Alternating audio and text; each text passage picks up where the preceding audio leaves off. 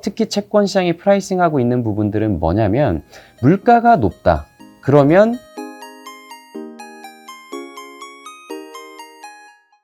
네, 안녕하십니까. 국내 채권 담당하고 있는 김상원입니다. 오늘 말씀드릴 주제는 7월 금통위에 대한 리뷰, 그리고 향후 전망, 그리고 덧붙여서 미국 소비자 물가에 대한 국내 시장 영향까지도 말씀을 드리도록 하겠습니다. 우선 아시는 바와 같이 이번 주 수요일 날 7월 금통위가 열렸습니다. 근데 흔히 얘기하는 50bp 인상 결정이라는 이 빅스텝이 이번 한은도 좀 단행을 했고요. 이게 아시는 바와 같이 사상 처음으로 50bp 인상을 결정한 것입니다. 그리고 금통위가 3차례 연속해서 인상을 단행한 것도 이번이 처음이거든요. 그러니까 이 부분만 보게 되면 상당히 호키시했다, 매파적이었다라고 볼 수 있겠습니다. 근데 그럼에도 불구하고 당일 시장 반응만 보시게 되면 금리가 상당히 빠르게 하락을 했었는데, 그 이유는 결론적으로는 이러한 부분들이 좀 불확실성 해소 측면으로 작용했다라는 겁니다.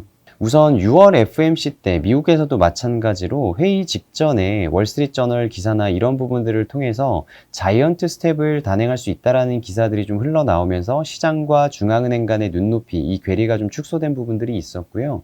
그리고 국내 6월 물가 발표 전에도 추경호 부총리가 6% 여름 물가가 나타날 수 있다라는 부분들 때문에 시장 컨센서스가 상향 조정되는 모습들이 나타났습니다. 그리고 6월 FOMC 자이언트 스텝 이후에 우리나라 7월 금통위에서도 50bp 인상을 할 수 있다라는 시장의 합의가 어느 정도 이루어졌었기 때문에 방금 앞에서 말씀드렸던 것처럼 이 7월 금통위의 매파적인 결정 자체가 좀 불확실성 해소로 인식이 되었다라고 보시면 될 것 같습니다. 그리고 여기 소제목에서처럼 이번 7월 금통위의 상당한 특징과, 그러니까 시장 반응을 불러일으켰던 건 뭐냐면 시장 부담을 줄 수 있을 만큼의 명확한 시그널을 주었다라는 겁니다. 우선 첫 번째로 모두 발언과 마무리 발언을 통해서 총재께서 이번 50bp 인상 결정 배경하고 그리고 향후 인상 경로에 대해서 좀 명확하게 말씀을 주셨는데, 우선 향후 성장과 물가 경로가 한은이 생각하고 있는 전망과 크게 다르지 않는다라고 하게 되면 다시 베이비 스텝 25bp씩 인상하는 것이 적절하다라고 언급을 했습니다. 그렇기 때문에 저희 하우스에서도 가장 좀 두려워했고 우려했던 부분들이 7월 빅스텝은 어느 정도 기정사실화 상수라고 봤었고 8월 연속 빅스텝 가능성들이 금리를 다시 한번 상승시킬 수 있는 요인이다라고 좀 봤었는데, 그 부분에 대한 불확실성들은 우선은 해소가 좀 됐다라고 저희는 좀 판단을 하고 있습니다. 그리고 또 하나는 어느 정도 가이드라인들을 좀 제시를 했다라고 저는 보고 있어요. 왜냐하면 헤드라인 물가, 이 전체 물가가 6%대, 그리고 뭐 기대 인플레이션이나 코어 근원 물가가 4%대 정도를 유지한다라고 하면 하는 입장에서는 경기와 상관없이 물가 중심으로 통화 정책을 운영하겠다라고 얘기를 했습니다. 근데 그럼에도 불구하고 저희가 계속해서 물가에 대한 자료들을 많이 내고 있는데, 뭐 당분간 6%를 넘겠지만 3분기 정도에 저희가 피크를 찍고 그 이후에 피크아웃을 하는 모습들이 좀 나타날 거다라고 계속 말씀을 드리고 있는데, 한은의 물가에 대한 기본 경로 역시도 금통위에서 3분기 말에서 4분기 정도에는 피크를 찍을 것이다 라고 얘기를 했었습니다. 그러면 만약에 여름 물가가 6%대를 조금 중반까지 상회하더라도 그럼 물가 부담 레벨에 대한 부담들은 있겠지만 결국에 피크아웃하게 된다라고 하게 되면 추가 빅스텝 가능성들은 계속해서 낮아질 수 있다라고 보고 있고요. 그리고 결국에는 연말로 갈수록 물가에서 성장 쪽으로 무게가 쏠리면서 어느 정도 통화정책에 좀 가파른 공격적인 인상들이 좀 마무리될 거다라고 좀 생각을 하고 있습니다. 그리고 또 하나 좀 눈여겨볼 점은 뭐냐면, 우선 성장에 대해서도 올해 2% 중반 그리고 내년 2% 정도라고 이제 성장률 전망치를 8월 수정 경제 전망에서 하향 조정할 부분들을 시사를 했는데요. 저희 리서치는 계속해서 성장률 전망치가 향후에 잠재 성장률 2%로 좀 추정이 되고 있는데, 이 부분까지 좀 낮아지는 그 지점이 바로 통화정책의 스탠스가 좀 변화할 수 있는 시점이다라고 좀 판단을 하고 있기 때문에 결국에 올해 하반기 그리고 내년으로 갈수록 내년도의 성장률 전망치는 2% 정도까지 좀 내려갈 수 있을 거다. 그래서 통화정책 그 인상기도 어느 정도 중후반기에 들어섰다라고 저희는 좀 판단을 하고 있습니다. 그리고 또 하나는 중립금리에 대한 질문들이 상당히 많이 나왔는데 우선 2.2%까지 이번에 기준금리를 올렸습니다. 그래서 이 수준이 어느 정도 중립금리 하단이다라고 총재가 발언을 했고요. 그리고 3%를 넘는 기준금리는 한은의 베이스 시나리오가 아니다라는 발언들을 통해서 역시도 인상기 후반부에 진입했다라는 부분들을 시장이 좀 합의가 이뤄졌다라고 판단을 하고 있습니다. 그런 부분들이 금리를 좀 끌고 내려갔다라고 판단을 하고 있고요. 그리고 조금만 더 길게 본다면 어쨌든 저희가 하반기 전망에서부터 계속 강조드렸던 3분기 정도의 물가 피크아웃 그리고 3분기 이후에 기준금리 2%를 넘어서는 시점부터는 이 순이자 부담 비중이 가계 소비의 제약을 이끌고 올 거다라고 저희는 봤기 때문에 이후부터는 결국에는 성장 둔화에 좀 초점이 맞춰지면서 통화정책 기조도 좀 변화가 일어날 거다. 그 부분들이 4분기에는 좀 명확하게 나타나지 않을까라고 저희는 보고 있습니다. 그래서 저희의 기본 전망은 연말 최종금리 2.75%를 유지를 합니다. 8월 달에 25bp 그리고 남은 4분기 두 차례 회의 중에서 하나는 한 차례는 쉬고 한 차례 25bp를 올리는 경로의 전망을 좀 유지를 하고 있고요. 그리고 조금 길게 보면 동행지수 순환 변동치를 저희가 이번 사이클에서 상당히 하락하고 있다는 점을 강조드렸는데 기본 사이클을 좀 감안을 해보면 내년 3분기 정도의 저점을 타진할 것으로 예상을 합니다. 그리고 과거에도 이러한 시점 전후로 인해서 금리 인하를 통해서 부양을 일으켰었거든요.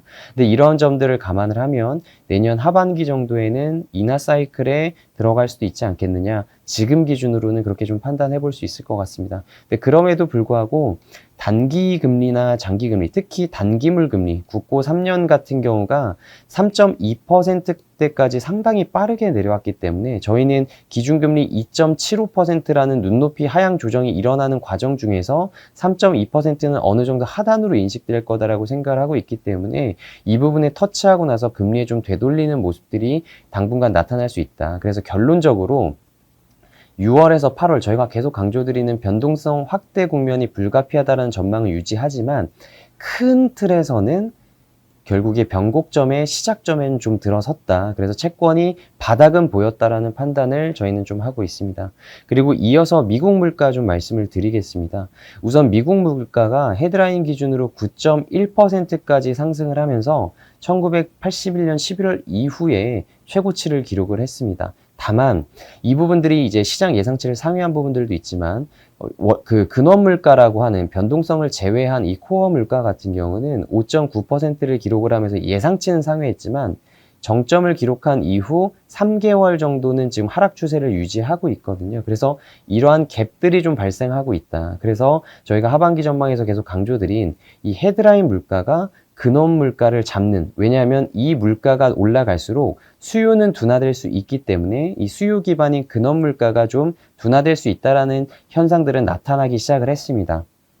근데 그럼에도 불구하고 지금 당장에 금리가 다시 반등하는 모습들이 나타난 이유, 그 부분이 이제 국내 금리에도 3.2 터치하고 좀 상승 쪽으로 끌고 가는 이유 중에 하나는 파월 의장이 6월 FOMC 그 기자회견에서 강조했던 부분들이 이때 자이언트 스텝으로 인해서 다른 부분들이 조금 중요도가 좀 가려지는 모습들이 나타났었는데 사실 기자회견을 보시면 가장 중요한 말이 뭐였냐면 지금 기대 인플레이션이 많이 올라가고 있다. 근데 그 기대 인플레이션은 헤드라인 물가에 연동되고 우리 연준은 이 헤드라인 물가의 전월비 증가율이 둔화되는 모습들을 보고 싶다라는 말들을 했습니다. 근데 이번에 이 전월비 증가율이 예상치와 전원치를 크게 상회하는 모습들이 나타났거든요. 그리고 그러한 부분들이 결국에는 이 에너지 가격에 다 기인을 해서 올라가는 부분들이기 때문에 이런 부분들이 지금 당장은 시장의 눈높이가 기준금리를 다시 더 많이 올릴 수 있는 것이 아니냐라고 좀 상향 조정되는 부분들이